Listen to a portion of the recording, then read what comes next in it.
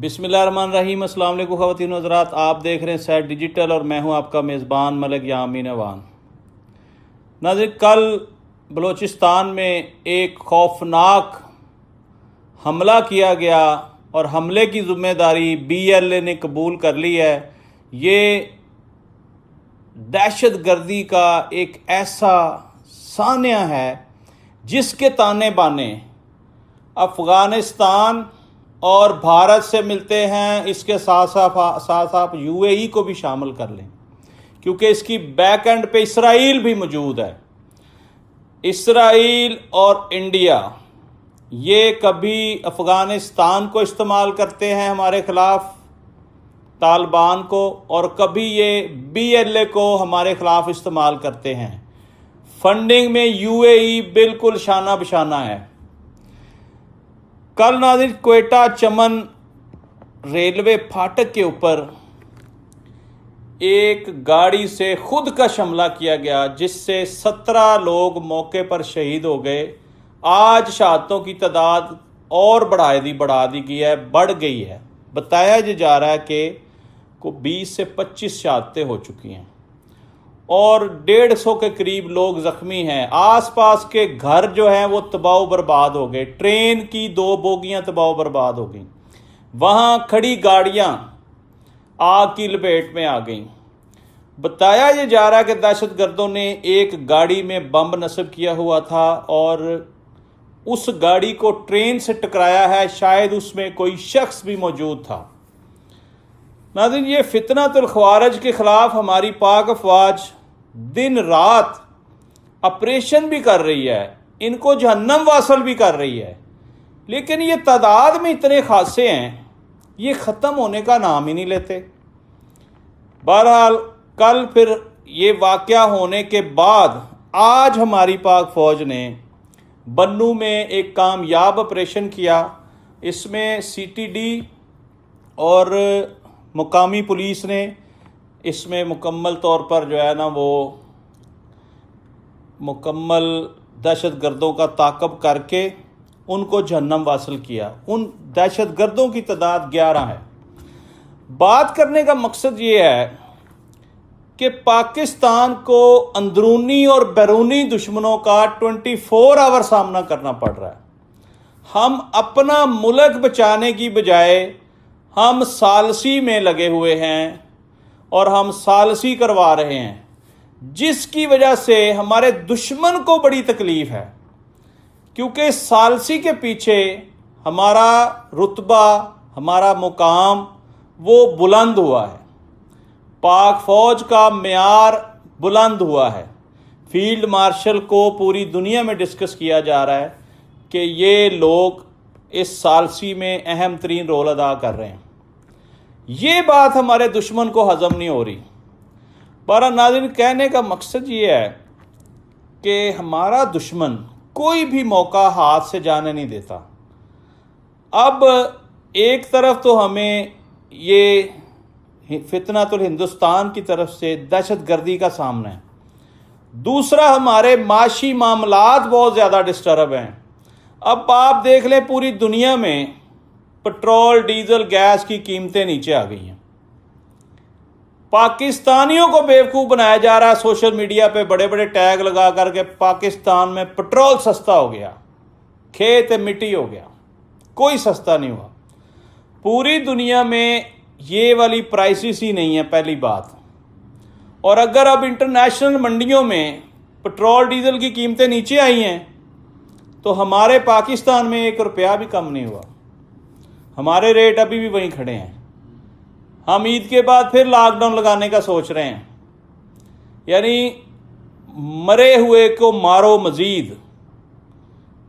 پہلے ہی ہم معاشی تکلیفوں کا سامنا کر رہے ہیں، اس کے ساتھ ساتھ ہمارے اوپر لاک ڈاؤن لگا کر ہمیں مزید جو ہے وہ دیوار کے ساتھ لگا دیا گیا۔ اب سب سے بڑا جو مسئلہ ہے پاکستانیوں کا وہ پٹرول، ڈیزل، گیس، بجلی، پانی، یہ وہ معاملات ہیں جن سے ہم نکل نہیں پا رہے۔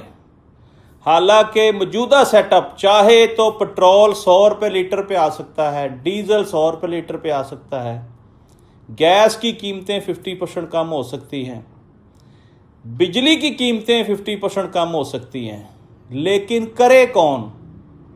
कोई इस तरह का काम करना ही नहीं चाहता।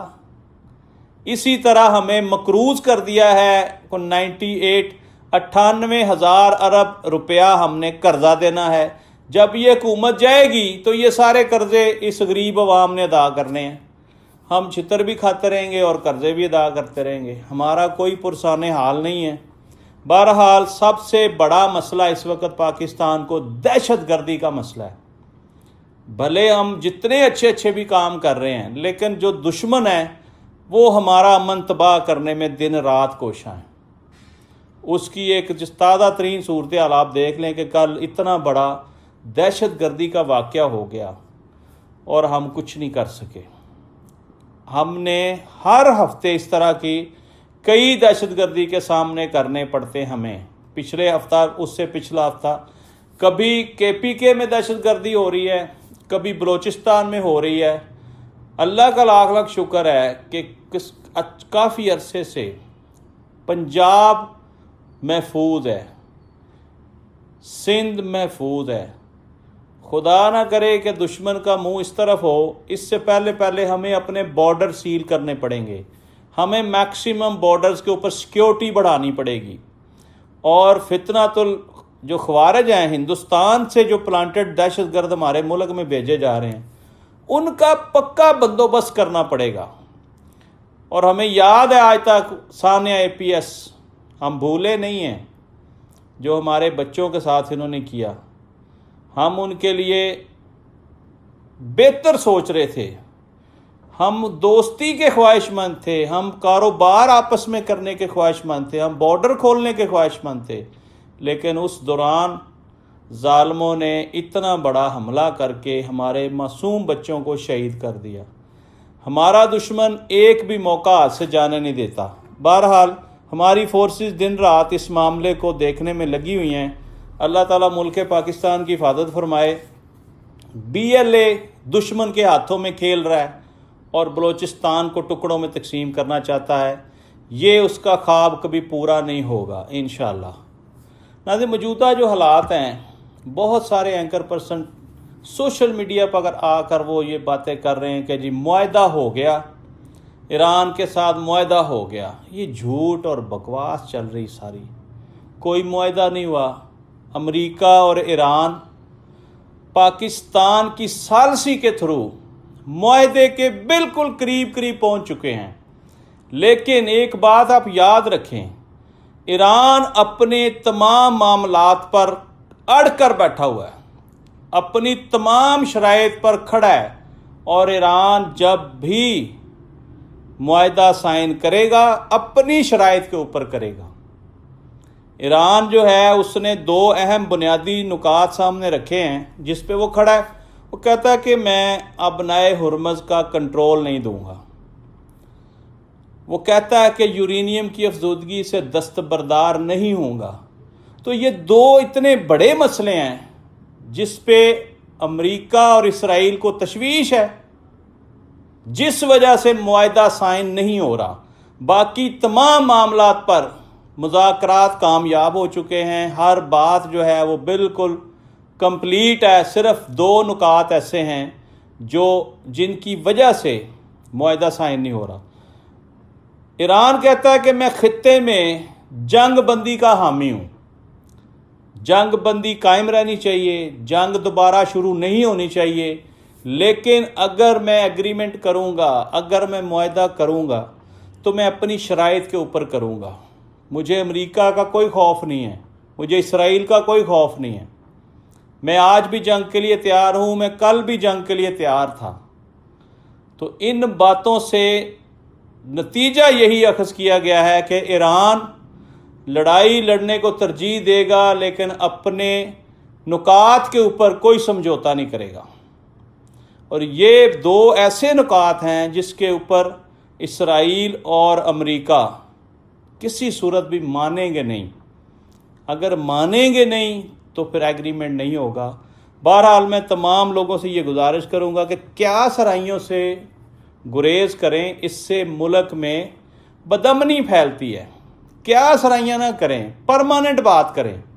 تو परमानेंट बात यह है कि अभी तक कोई मुआहिदा साइन नहीं हुआ, अभी तक आप कह लें कि किसी किस्म का कोई डॉक्यूमेंट मार्केट में सामने नहीं आया। तो आने वाले दिनों में ये तवक्कुआत की जा रही हैं कि चीन और रूस के तावन से, तुर्की के तावन से, कतर के तावन से ये पाकिस्तान की सालसी के थ्रू अमन मुआहिदा साइन होने के कभी इम्कानात हैं। किसी भी वक्त ये मुआहिदा साइन हो जाएगा, लेकिन अभी हुआ नहीं है। इसको 1 हफ़्ता भी लग सकता है, इसको 2 हफ़्ते भी लग सकते हैं, इसको 3 हफ़्ते भी लग सकते हैं। ये कोई इतना आसान काम नहीं है, ये मुश्किल तरीन काम है। बहरहाल नाज़रीन, प्रोग्राम के ख़िताम पे मैं ये बात करना चाहता हूँ कि कल मैं डोनाल्ड ट्रंप का एक बयान सुन रहा था जिसमें वो वाज़ेह तौर पर बयान फरमा रहे थे कि जो बाइडन की हुकूमत ने पाकिस्तान में गैर आइनी, गैर कानूनी तौर पर रजीम चेंज करवाया, जिससे अमेरिका की साख को नुकसान पहुंचा, अमेरिका की जागहसाई हुई, जो बाइडन के गलत फैसले से हमें नुकसान हुआ। अब ये बात समझने वाली है कि साइफर जो है वो चला कहाँ से था, वो जहाँ से चला था वो ही खुद ही यहाँ कर रहे हैं इसको। पहले उनके न्यूज़पेपर ने इसको प्रिंट किया, अब प्रेसिडेंट डोनाल्ड ट्रंप कह रहा है कि साइफर वाला काम हमने किया, हमने साइफर भेजा, उस साइफर के तहत हुकूमत गिराई गई।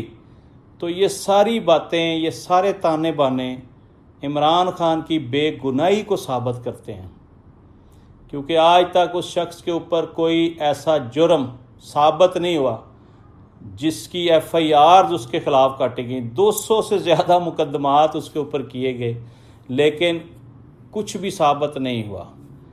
कल मैं सुन रहा था मौलाना फजलुर रहमान साहब पार्लियामेंट में ख़िताब कर रहे थे और वो फरमा रहे थे कि बड़े लोगों का नाम लेकर कह रहे थे कि आप इमरान खान को रिहा करें, अगर इमरान खान को कुछ हुआ तो वज़ीर आज़म ज़िम्मेदार होगा। ये सारी दुनिया जानती है कि इमरान खान किन लोगों ने पाबंदे सलासल किया हुआ है और क्यों किया हुआ है और क्या मकासद है। जब तक वो मकासद हासिल नहीं होंगे, इस शख्स की रिहाई नामुमकिन है। इस पे भी हमारा सोशल मीडिया झूठ पर झूठ बोल रहा है कि ईद से पहले रिहाई, ईद से पहले रिहाई। पॉसिबल नहीं है, मुमकिन नहीं है। आज तक के लिए इतने नाज़रीन, अपने मेज़बान मलिक यामीन मान को इजाज़त दीजिए, इस दुआ के साथ कि अल्लाह ताला शुहदा की मग़फ़िरत फ़रमाए और हमारे दुश्मनों को निस्तो नबूद करे, और हमारे जो जवान सरहदों की हिफाजत कर रहे हैं, अल्लाह ताला उनको सेहत और तंदरुस्ती अता फ़रमाए और इस्तिकामत अता फ़रमाए कि वो दुश्मन के साथ बहादुरी से लड़ते रहें और अपनी सरहदों की हिफाजत करते रहें। पाकिस्तान जिंदाबाद।